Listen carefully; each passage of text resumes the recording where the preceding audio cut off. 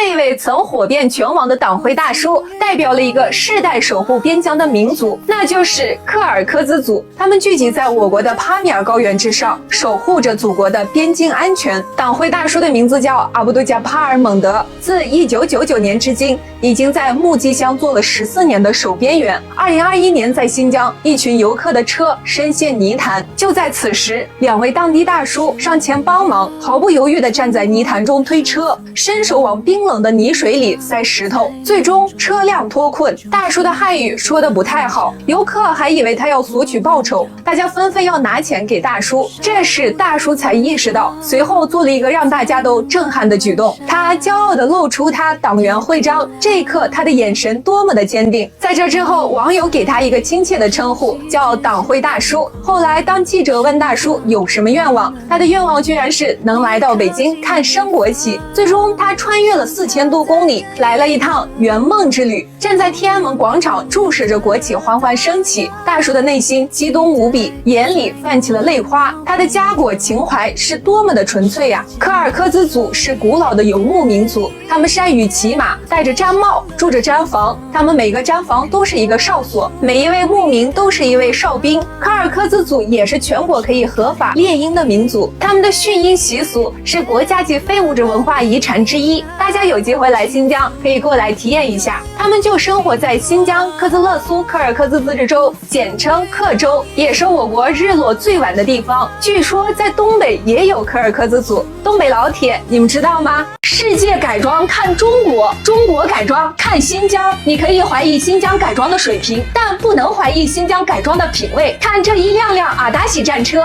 你是不是心动啦？新疆不光改装车，还会改装电动车，也会改装大卡车。如果你也喜欢改装车，你一定要来阿达喜战车的摇篮新疆喀什。据说没有一辆思域子、朗动子、奇亚子、捷达子能素颜走出喀什。如果你来新疆，打开一辆出租车门，突然走进一个夜店，那非常正常，请尽快融入，放飞自我。东北人都是狠人呢。新疆有一批东北人，他们有多狠？4000多人成群结队从东北徒步走到新疆，而且还是绕路，跨越蒙古高原，走了5000多公里，只用了1年3个月。这一路战风沙、抗洪水、忍饥挨饿、艰辛跋涉，可不是那么容易的。他们就是锡伯族，他们自清朝奉命来驻守新疆。那个时候，新疆地广人稀，锡伯族临危受命迁徙到新疆，能被乾隆选出来的队伍，那可是骁勇善战，精锐中的精锐。锡伯族不仅善于骑马，还善于射箭。他们自耕自食，在新疆的察布查尔修渠引水，开荒种地。咱们东北人开垦土地的能力，那可是没得说。而且种出来的大米，那也是嘎嘎香。每年察布查尔都会举办西迁节，今年锡伯族西迁已经是第260个年头了。这个节日热闹非凡，5月25日开始，持续3天，期间还有西迁节半程马拉松，全国非遗民俗展演。刚不是说他们善于射箭吗？这一技能被延续至今，射箭相关的活动比赛也是少不了的。现在察布查尔锡伯族家家户户都有弓箭，来了察布查尔可别错过学习射箭哟。新疆疯了，这是想大家想疯了。独库公路今年居然6月1号就开放了，往年一般都是6月中旬才开放，而今年独库公路从5月份开始就加班加点的除雪，就为了能与自驾爱好者早点见面。独库公路是中国最美的公路，一天看4季，走在哪里都是美景。而且独库公路很多的景观非常的宏大，在这里你会有一种星际穿越的感觉。朋友们，来新疆自驾独库公路可是一个非常好的选择哟。除了新疆，还有哪里的城市能告诉你马路为什么叫马路？看大马走上大马路，多么的合理。其他城市的土豪开个200多万的大 G 就可以炸街了，在新疆不骑个几百万的汗血宝马，你也没有牌面啊。这美女配骏马，帅不帅？我想说，就是我最近档期也挺富裕的，也没什么事儿，骑个马啥的我也会。这汗血马可不一定比悍马便宜，一匹好的汗血马上千万也是很正常的。汗血马为什么那么贵？主要因为汗血马品种优质，长得高大帅气，脸小上镜，还肌肉发达，而且爆发力强，耐力也强，日行1000，夜行800，自古以来都是备受帝王将相的宠爱。汉武帝为了他发动了2次战争，在古代这是妥妥的高境界利器。现在纯种的汗血马太稀少了，全球也就3000多匹，养一匹汗血马需要精心的照顾，优质的草料，独立的司马空间，还有专人洗澡、护理、修蹄子，全年下来费用也需要几十万。所以这汗血马还真不是一般人能养得了的。但是养不了，咱们还不能骑着玩一玩吗？来新疆的朋友找我，我带您去看看全球最大的汗血宝马基地，里面有700多匹汗血马，还有最高最重的马，最小最可爱的马，小朋友也可以骑哦。做个选择题，如果让你在沙漠里面跑4600公里，越野车、摩托车、卡车，你会选哪个呢？现在在新疆塔克拉玛干沙漠边缘，中国环塔拉力赛开始了，这是中国唯一的全国级汽车、摩托车同场竞技的长距离越野拉力赛。先看看往年的赛道多么有挑战性，这是一个勇敢者的游戏。现在是环塔拉力赛的发车仪式，看这些车帅不帅？这发车队可是我家的车队。这个人你们熟不熟？这是来自北京的陈震。陈震，你的成绩是体验还好吗？比赛的时候别忘了加油！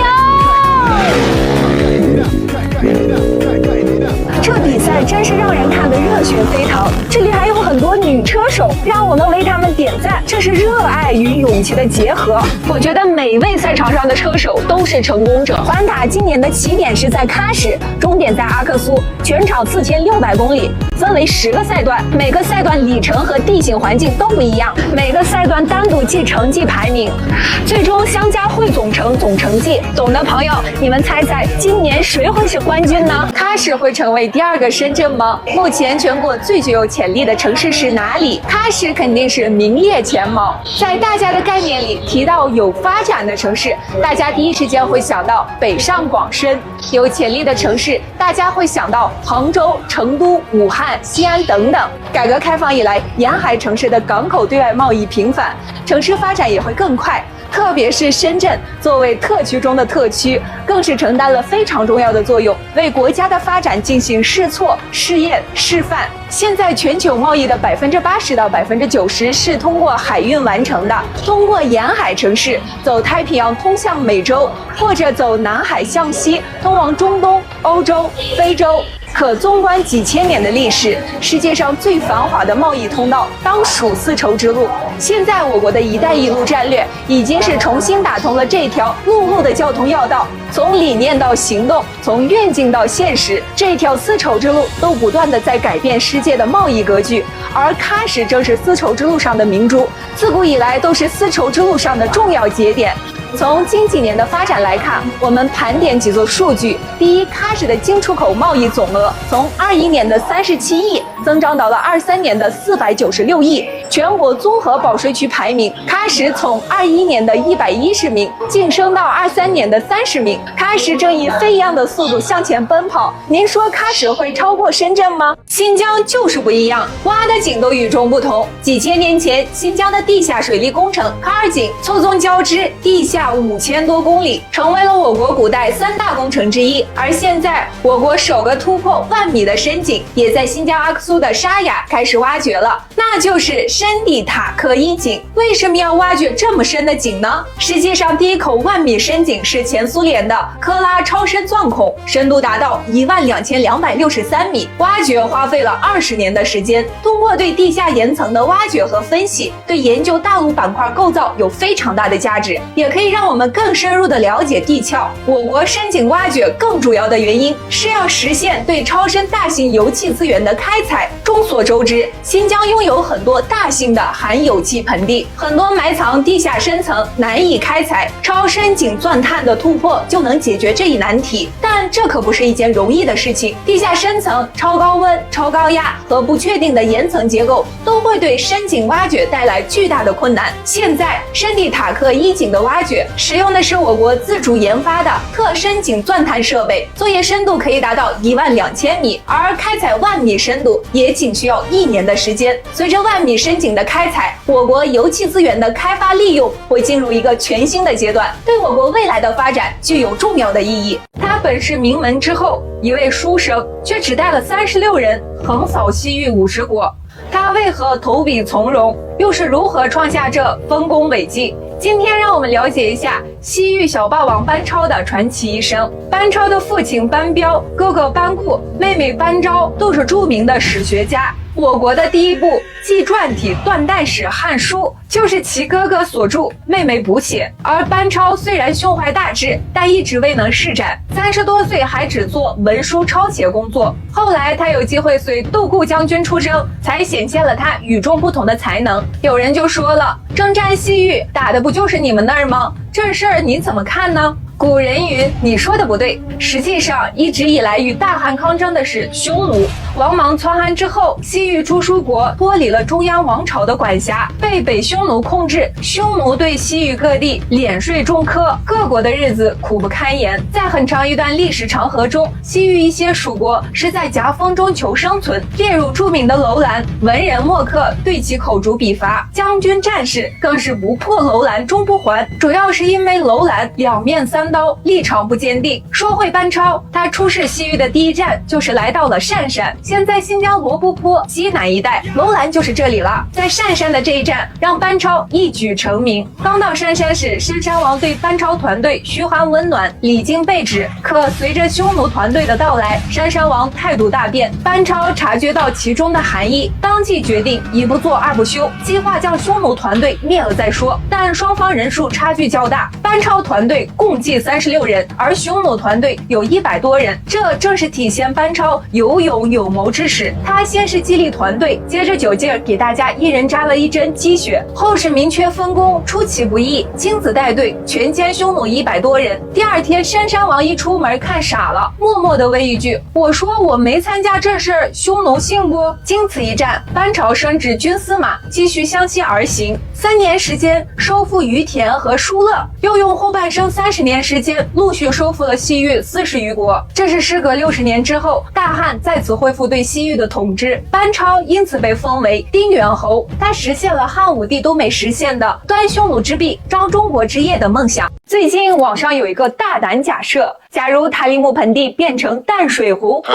怎么样？稍等，这我就得问问了，那盆里的人怎么办？大家知道吗？在新疆塔里木盆地的塔克拉玛干沙漠腹地还生存着一个神秘的村落，几千年间他们与世隔绝，不为人知，直到20世纪50年代这里才被发现，那就是达利亚布依村。他们的生活方式极其原始，传说的美食库买奇就发源于这里。同时这里有很多流传了上千年的传统工具，那可都是古董啊！要把塔里木盆地灌满水，咱村里人咋办？要知道这里是中国最大的村落，足足2000多平方公里，相当于1/3的上海那么大。粗略计算，这里有1000多人，人均土地面积2平方公里。这里要是拆迁，拆迁款给多少？安置坊建在哪里？这都是问题。昆仑山为什么被称为万山之祖？它几乎是占据了我国神话的半壁江山。昆仑脚下的新疆为什么自古以来都是东西方文明交流最活跃的地方？让我们一起探寻一二。我们先看一下昆仑的位置。昆仑山发源于我国新疆西端的帕米尔高原之上，几乎所有亚洲的大型山脉都发源于这里，比如喜马拉雅山、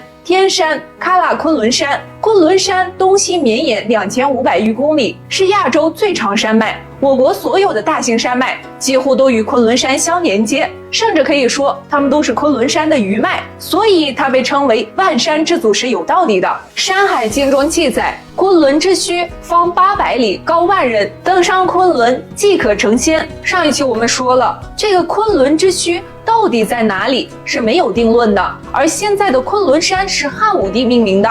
现在的昆仑虽然不能让人成仙，但是昆仑山脉雪水汇集成河，却孕育了很多的古代文明，于田、精绝、且末、楼兰等等。这里也是亚洲大陆的中心，自然也成了东西方文明交汇的地方。在新疆境内发现的最早人类，应该就是1983年在阿突市阿基科村发现的古人类。经过碳十四测定，距今有17000年，而且它的长相有欧罗巴人地中海类型特征。在古楼兰出土的楼兰美女，也是有着尖尖的鼻子、深奥的眼眶。在新疆的考古发现中，还挖掘出了蒙古利亚人种的骨骼，还有印度人、黄色人种和白色人种的混血等等。在世界其他地方还没有在同一个地方发现如此集中和多样的古人类文明。与此同时，在新疆还挖出了大量的石器和陶器，发现它们与黄河流域的石器文明属于同一系统，说明新疆在4、5千年前开始进入了新石器时代，也印证了新疆自古以来都是一个东西方文明交流的纽带，其地理位置举足轻重。在新疆伴随着石器出土的还有大量的玉器，玉器自古以来都是权力的象征，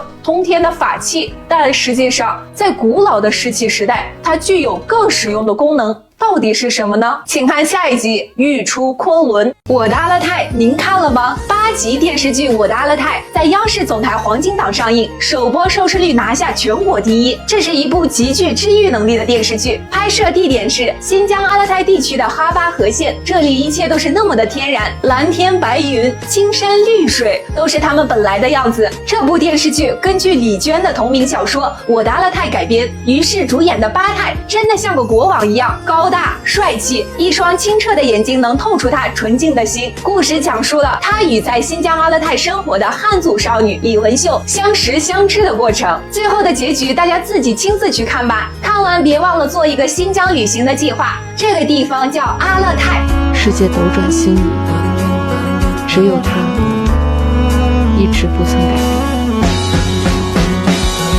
大家都知道，汉武帝派张骞出使西域，才逐步了解西域这片神秘的土地。那西域到底是如何起源的呢？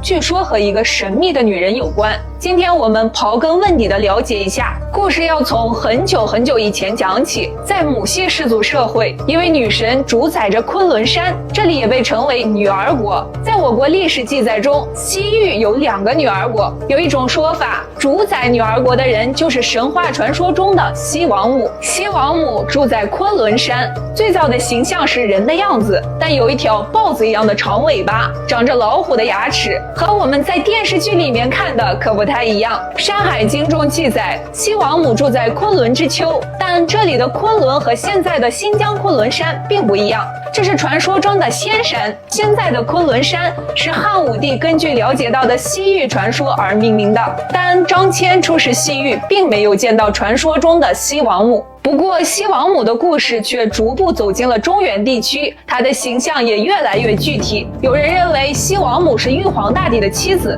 这是没有根据的。大家记忆最深刻的可能是她的瑶池、蟠桃园，还有就是她阻挠牛郎织女的婚事，成了一个大反派。这些故事都是虚无缥缈的，真正有记载的是晋朝时期《穆天子传》中记载了周穆王游昆仑，遇见西王母。周穆王自洛阳出发，渡漳水，折而向西，沿黄河而上，过燕然山，这是现在蒙古国的杭爱山，之后又过乐都，就是现在的青海，最终见到了西王母。他受到了隆重接待，双方一见如故，互换了礼物。据说周穆王还吃了蟠桃，根据记载，他最终活了105岁，这在周朝那是相当高寿了。西王母的故事是西域文明的源头，这个源头到底是虚无的还是真实的，我们说不清楚。但是在新疆的考古发现，又让一切披上了一层神秘的面纱。关注我，后面还有好多集呢。你知道吗？我国是世界上盐湖分布最多的国家，所以大家不用吞盐。我国有大大小小约1500个盐湖，最大的察尔汗盐湖位于青海，盐资源6000多亿吨，什么概念呢？够全球人吃2000年。千万别问我2000年后怎么办，先吃吃看。点个赞，关注我，给你讲讲关于盐湖的冷知识。盐湖的含盐度大于3.5%，高于海水的平均盐度，才能称之为盐湖。世界上最大的盐湖是玻利维亚盐湖，面积9065平方公里，相当于9.5个香港。而我国最大的察尔汗盐湖，面积位于世界第2，是5856平方公里，仅次于上海的面积。我国的盐湖比较集中的分布在新疆、甘肃、青藏高原、内蒙古高原等地区。前4名是青海的察尔汗盐湖、察卡盐湖、山西的运城盐湖和新疆的巴里坤盐湖。盐湖中不但蕴藏着丰富的矿产，它的美也令人赞叹。阳光照射下，盐湖五光十色，绚丽多彩，被誉为天空之镜和大自然的调色盘。由于盐度较高，即使你不会游泳，也能轻松地漂浮在湖面上。怎么样，心动了吧？找机会来玩吧，记得带上你的拖鞋，不然扎你的脚脚。